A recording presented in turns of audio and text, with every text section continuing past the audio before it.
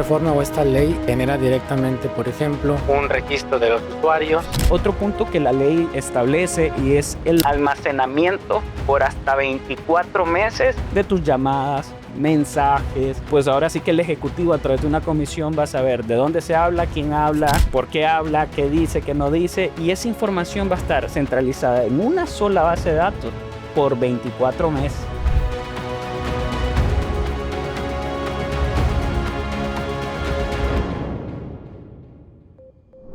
Hola, bienvenidos y bienvenidas a este podcast llamado Tendencia Global. Soy de Alexander López Mejía, doctor en Ciencias Políticas, y me acompaña Pedro Rivera, doctor en Ciencias Políticas. Buenas tardes y gracias por acompañarnos. El día de hoy tenemos un tema que creo que a juicio de la sociedad en general es importante saberlo, conocerlo, comprenderlo, como es la Ley de Telecomunicaciones y Radiodifusión.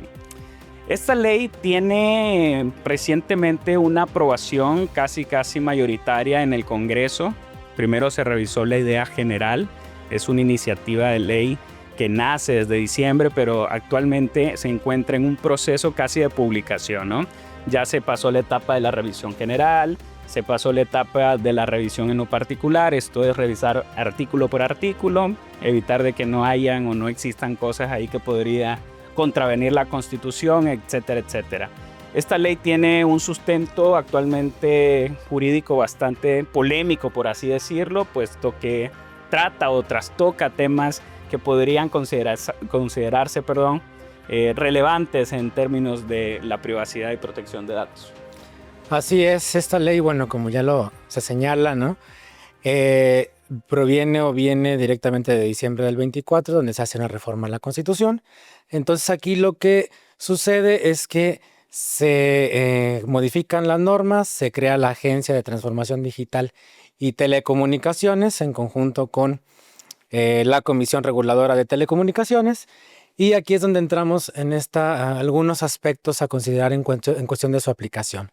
Esta comisión, digamos, como ya se señala directamente en esta reforma, estaría integrada o está integrada por 5 comisionados y comisionadas a propuesta del Ejecutivo con la ratificación del Senado. Esto, entre otras cosas, lo iremos viendo poco a poco, genera directamente una concentración de la administración de las telecomunicaciones por parte del Ejecutivo Federal. Sí, evidentemente que ahí el nombramiento de los que van a fungir como directivos de esta nueva comisión, híjole, pues tienen una tarea entre la objetividad y la protección masiva de datos personales, pero esta ley tiene nobleza dentro de su característica. Cuando uno revisa la exposición de motivos, se da cuenta que lo que se va a encontrar dentro de esta ley para todo nuestro auditorio es elementos que garantizan estos derechos humanos de cuarta generación, como es el acceso universal del Internet, el acceso universal de la radiodifusión, telecomunicaciones a comunidades que fueron o han sido históricamente marginadas. Entonces, esta ley nace con un objetivo, y este objetivo particularmente es que haya una mayor cobertura, se satisfaga esta brecha de ausencia de telecomunicación. Y bueno, hasta cierto punto un poquito ligada con el tema educativo. Pues tuvimos la experiencia en pandemia, por ejemplo, cuando se dio este modelo de educación abierta a través de televisión, hubieron comunidades donde no llegaba. Esta ley trata de satisfacer y pues de rellenar estos vacíos. Además, ni se diga de otras bondades de las que revisando la iniciativa te das cuenta de que busca darle una mayor protección y una herramienta extra a ahora sí que a la Fuerza Armada e investigadora del país, como es el Ministerio Público, Guardia Nacional, Fuerzas Armadas, para efectos de búsqueda de personas que han sido desaparecidas producto de mano fuerte del crimen organizado, desgraciadamente, en el país. Así es, tiene esas bondades, sobre todo en esta cuestión me parece muy relevante en relación a la búsqueda de personas desaparecidas. Sin embargo, bueno, ya también tendríamos que analizar un poquito ya a detalle algunos aspectos, ¿no? Esta reforma o esta ley genera directamente, por ejemplo, un registro de los usuarios, ¿sí? La organización o la concentración de metadatos, aquí ya también se establece directamente que esta base cuente directamente con datos biométricos de los ciudadanos. Aquí esto implica desde el nombre, la CURP, eh, la firma electrónica y algunos datos muy particulares, que es aquí donde entramos en esta cuestión de análisis. Al estar concentrada o, digamos, regulada por la agencia, por el gobierno ejecutivo, por el Poder Ejecutivo, perdón, ¿sí? Pues es precisamente con base o inicialmente con esas características, pero también puede enfrentar otro tipo de retos no tan positivos en relación a la forma en la cual se llegase a manejar esta información. Sí, claro. ¿Sí? Más que nada me parece en lo particular que es ese tipo de situaciones para poder analizar qué tan factible o viable sería o de qué manera se daría directamente la protección de toda esta información dentro de esta base de datos, ¿no? A la vez, pues bueno, ya cuestiones o mecanismos, aquí es importante tomar en cuenta que existe una ley de datos, de protección de datos personales en posesión de sector privado, sujetos obligados de la parte privada, ¿sí? Que aquí directamente en primera instancia. Sin embargo, ¿sí?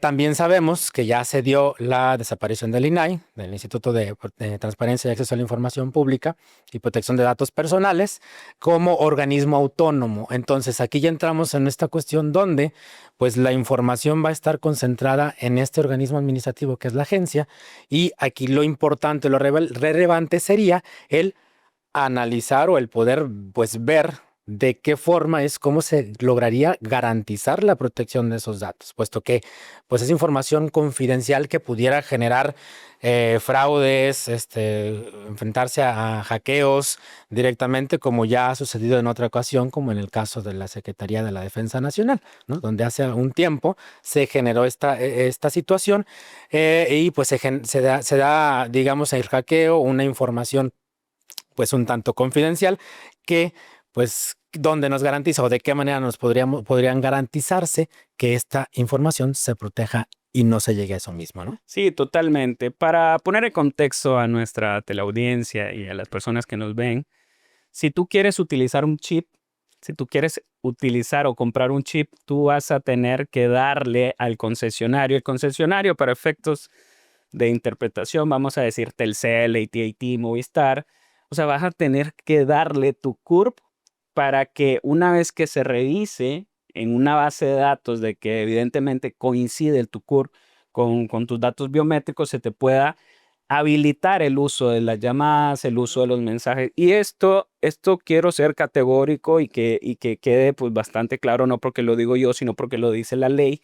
Y es que hay una obligación de parte de la ley a los concesionarios, Telcel, Movistar, los que sean, de que una vez que entre en vigencia la ley, tienen 120 días para obligar tanto a nosotros, poseedores de un teléfono celular que usamos llamadas, hacemos llamadas, mensajeamos todo el tiempo, 120 días para que nosotros demos nuestro CURP. Todavía no dice la ley cómo va a ser, cómo se va a gestionar, pero si no lo hacemos en estos 120 días, o bueno, una vez notificada la ley publicada en el diario oficial, estos 120 días van a empezar a ser latentes para efecto de Telcel y todos estos concesionarios, de ver cómo le hace para recaudarte esa información, ¿no?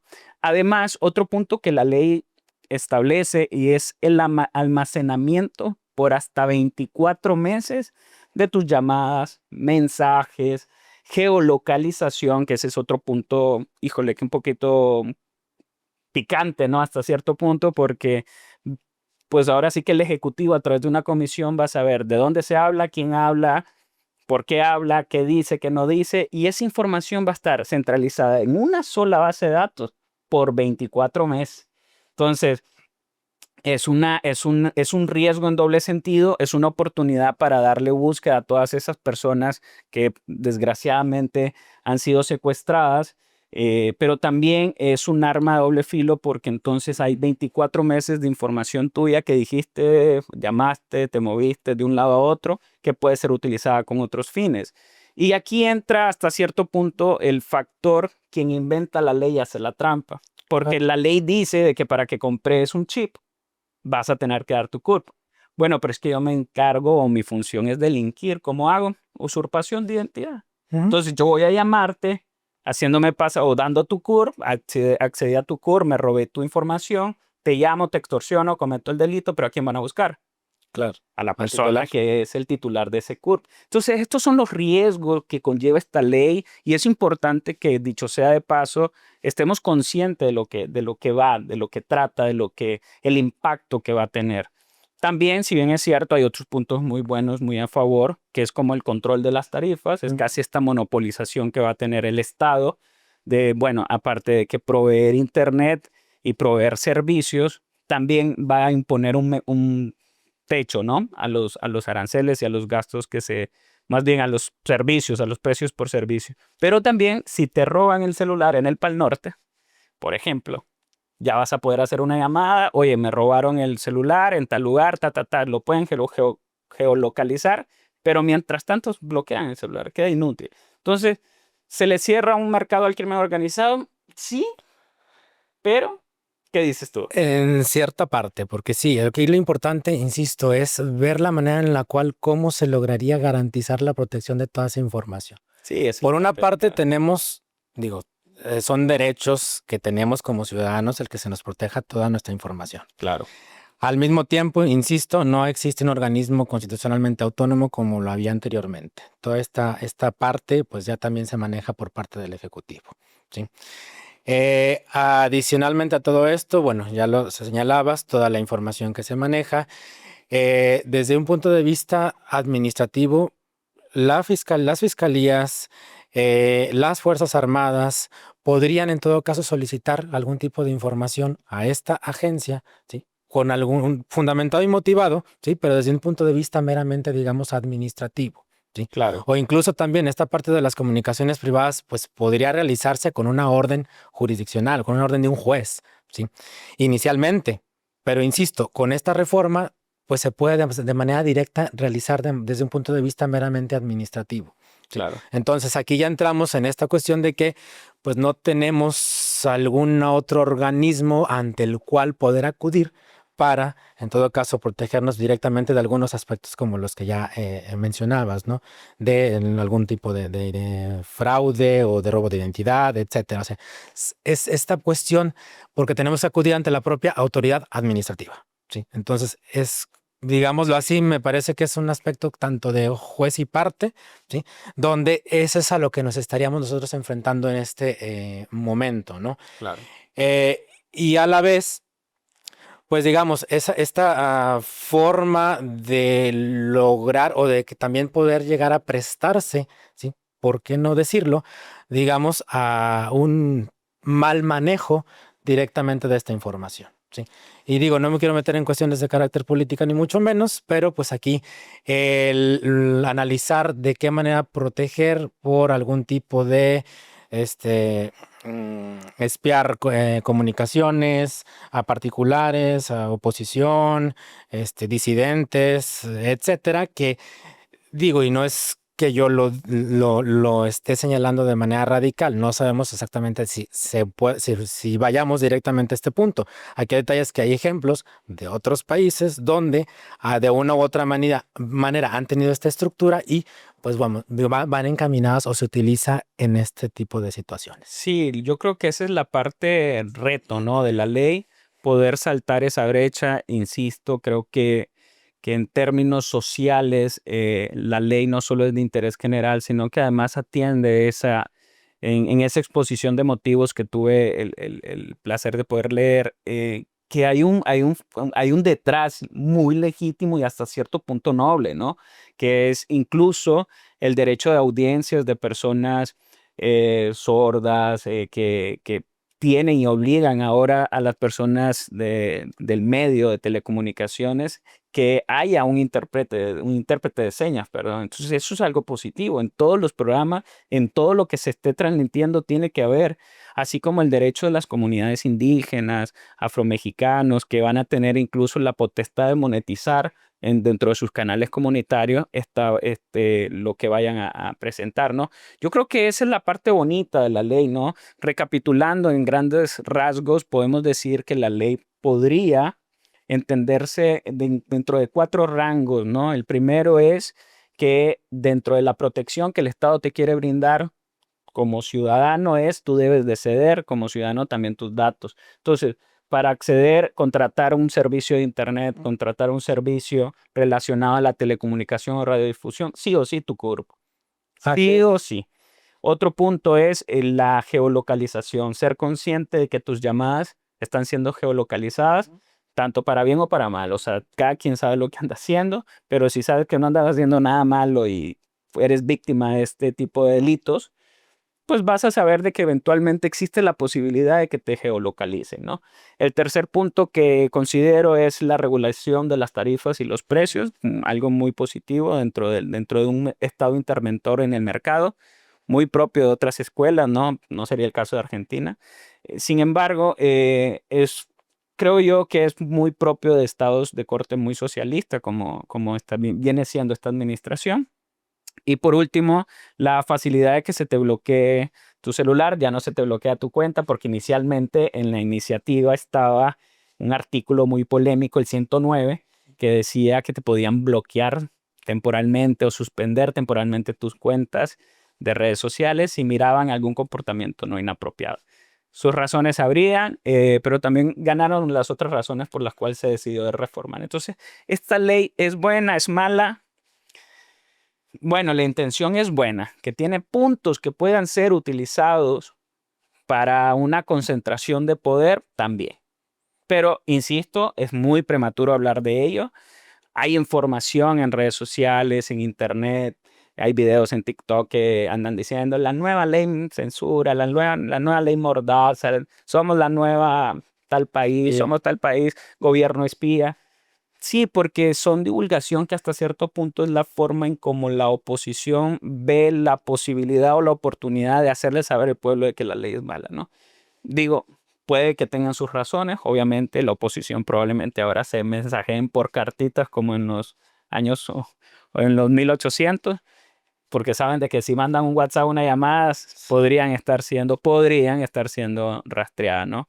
Entonces, esos son como los aspectos muy positivos de la ley. Evidentemente tiene otros aspectos que considero no negativos, pero sí grandes retos que ojalá se puedan reglamentar, ¿no? En el transcurso. Sí, definitivamente, es cierto. E incluso aquí ya, digamos, se establece con mayor claridad de toda esta parte de telecomunicaciones desde una perspectiva de política social. Pues toda esta cuestión de lograr reducir la brecha digital y lo que ya mencionabas. Aquí, efectivamente, yo creo que como desafíos o como aspectos relevantes, no podría, en primer lugar, decir la ley buena, mala. Tendríamos que ver la forma en la cual se logra implementar y de qué manera se van a proteger directamente los derechos de todos los ciudadanos. Porque como ya lo decía, pues no está exenta a algún tipo de vulneración, a un mal uso de toda esta información por parte de la autoridad competente.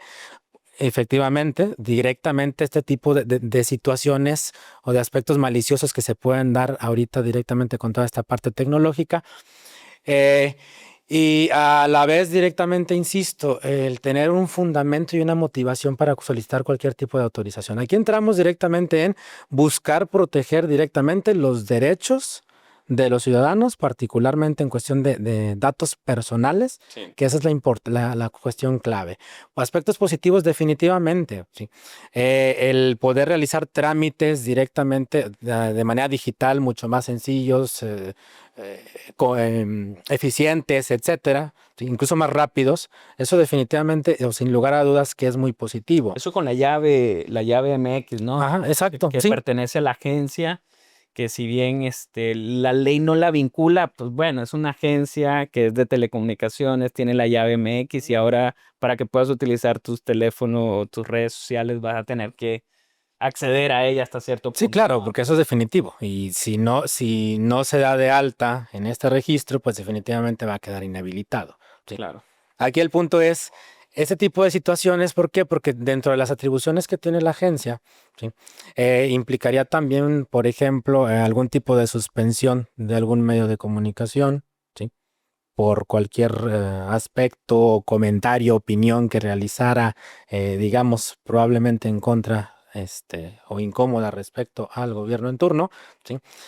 O digamos efectivamente, ¿no? Con alguna sanción adecuada por las acciones que alguna concesionaria quizás pudiera llegar a estar realizando. Este tipo de aspectos son a los que me refiero con esta cuestión de desafíos, ¿sí? Claro. No podríamos decir que es, insisto, positiva o negativa en este momento, sino más bien desde mi perspectiva vamos enfocados a ver estos desafíos y ver cómo resolver estos retos y sobre todo como ciudadanos pues estar al tanto de lo que sucede y pues en un momento determinado realizar lo correspondiente para exigir la Sí. protección de nuestros derechos. Sí, cabe destacar de que, como bien lo mencionas, doctor, uno de los puntos también que me pareció sumamente interesante y hasta cierto punto parte de esa autonomía como país es la ausencia de intervención extranjera en anuncios, spot, que también es uno de la exposición de motivo por la cual da vida a esta ley,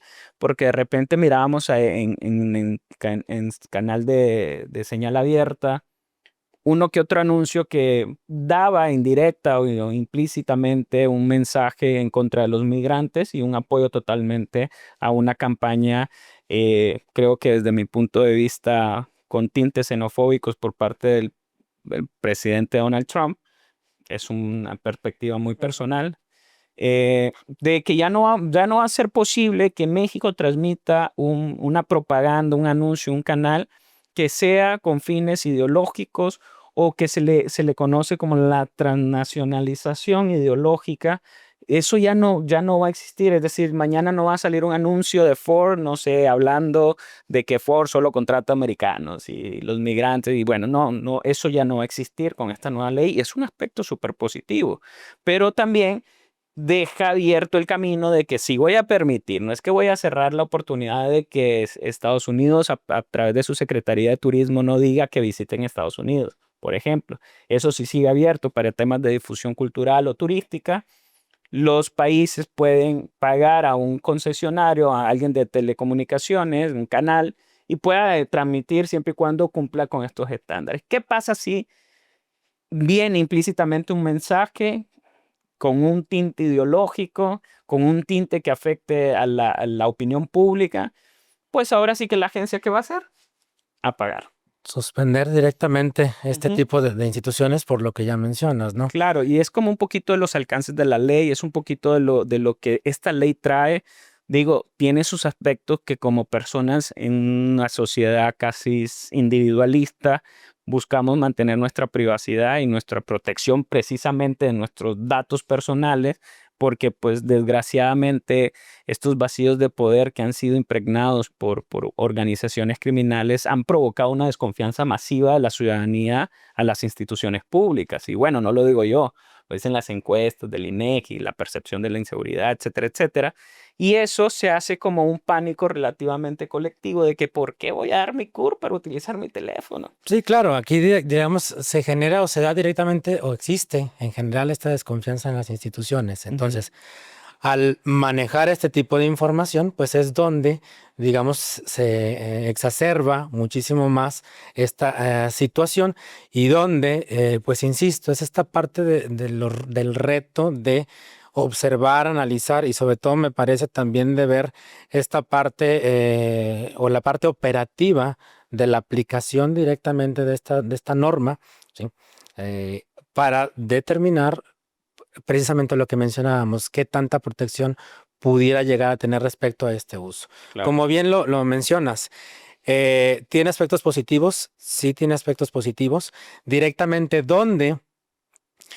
Yo creo que uno de los más importantes, o al menos desde mi perspectiva, podría resaltar, tiene que ver directamente con coadyuvar a la búsqueda de personas desaparecidas. Eso es Sí, muy con noble. esta parte de la geolocalización, etcétera, me parece que es un aspecto muy relevante para apoyar directamente este tema, que es muy fuerte directamente en nuestro país. Sí, claro. Eh, y sin embargo, aquí directamente nada más sería determinar la manera en la cual se buscaría a lograr o a manejar directamente esta información. Sí, ¿Sí? sí, sí, Esto por sería supuesto. precisamente el punto a considerar o digamos a resaltar desde mi perspectiva en relación a esta norma. Sí, claro. Evidentemente la ley busca cubrir ese vacío o esa área de oportunidad donde la última ubicación que tiene una persona que fue víctima de secuestro es más bien la información que se tiene es que yo la vi que se subió al camión. Yo la vi y ya, se Ujú. perdió, pero no sabemos si en ese transcurso recibió con la simple llegada de un mensaje de Telcel te regala minutos o tal compañía, aquí no vamos a estar dando propaganda, con la simple activación del chip por la llegada de un mensaje, puede ser posible la activación de la geolocalización o la localización geográfica, ¿no? Más sencillo, para que pues las autoridades competentes encargadas de la investigación de estos actos de investigación tengan, si antes tenían 100 puertas de donde tocar, ahora va a tener a lo mejor 30, ¿no? Y eso va a ir reduciendo años de búsquedas, años de esfuerzos, pero sobre todo años de impunidad. La famosísima caja negra. Años de impunidad van a irse reduciendo y es la fe que le tengo a esta ley como habitante de este hermoso país y es lo que esperamos, ¿no? Buscamos que la ley vaya al lado de la protección de los derechos personales y obviamente de los derechos humanos, pero con el control, evidentemente, más bien, sin un control autónomo, ¿no? Que Sí, creo que por ahí está el punto. inicialmente entramos en ese punto, por eso mencionaba, vamos desde un aspecto positivo en relación a ello, a esta aportación a la atención de personas desaparecidas, Ujú. pero a la vez creo que tiene un trasfondo mucho más fuerte en relación a, insisto, toda esta información de manejos de firmas electrónicas, de datos biométricos, etcétera, que al final se podrían utilizar directamente incluso hasta para, por ejemplo, fraudes bancarios, ¿sí? Esta cuestión de robo de identidad, ¿sí? Que puede llegar a generar afectaciones a una persona que ni debe ni teme absolutamente nada Sí, sí. y que por esta situación pueda realizar ese tipo de acciones. Ahora, digamos, te roban la identidad, ¿sí? Podrías, en todo caso, realizar las denuncias correspondientes, etcétera, ¿sí? Pero digamos, de una u otra manera, ante la propia instancia, digamos, administrativa, distinta, pero al final administrativa, ¿sí? Para buscar esta información o para tratar de resolverlo, ¿sí? Otro aspecto también, por ejemplo, solicitar algún juicio de amparo, probablemente, ¿sí?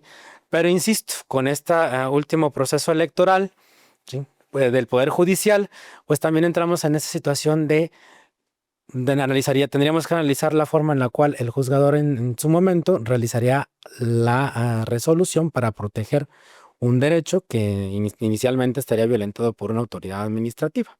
¿Sí? Claro, claro. Entonces, son ese tipo de cuestiones, pero pues bueno, en lo general pudiera resaltar esta cuestión de la norma busca directamente una protección, ¿sí? En relación a todos los aspectos que ya señalábamos, con la salvedad de estar o de analizar a cabalidad directamente de qué forma se lograría proteger la información que va directamente a este registro de usuarios. Totalmente. Y bueno, yo lo que sí comparto como un mensaje y creo que es importante, dos cosas, ¿no? La información, pero la información de calidad, evitar este uso de fuentes secundarias o fuentes no oficiales, donde probablemente nos contaminemos y seamos parte de un pánico colectivo de que mi CURP, de que esto, que lo otro. Y lo segundo es que pues instar a que si esto no te gusta, hay vías para cambiarlo, ¿no? Yo siempre digo que en el INE nosotros tenemos una cuota de poder. Esa cuota de poder se hace válida a través de una participación electoral. Entonces, el mensaje es, no te gusta lo que estás viviendo, bueno, pues te invito a que votes y hagas elecciones o trates de elegir según tus criterios ideológicos y lo que tú quieras, pero tendientes a elegir como una forma de contrapeso a poderes que eventualmente están siendo como concentrados. Entonces es eso, ¿no? La participación ciudadana, la participación electoral, Ujú. y pues el ciudadano puede siempre y cuando se informa, y si se informa bien, pues muchísimo mejor. Así es, yo creo que nada más para ir concluyendo, me parece que es esa cuestión de estar informado, ¿sí? De estar al tanto de lo que sucede y en todo caso, pues insisto, exigirle a nuestras autoridades la protección de nuestra información, puesto que esto generaría consecuencias graves y violaciones a nuestros derechos. Pues bueno, eso fue todo y espero que les haya gustado. Los esperamos en el próximo episodio. Hasta luego. Hasta luego.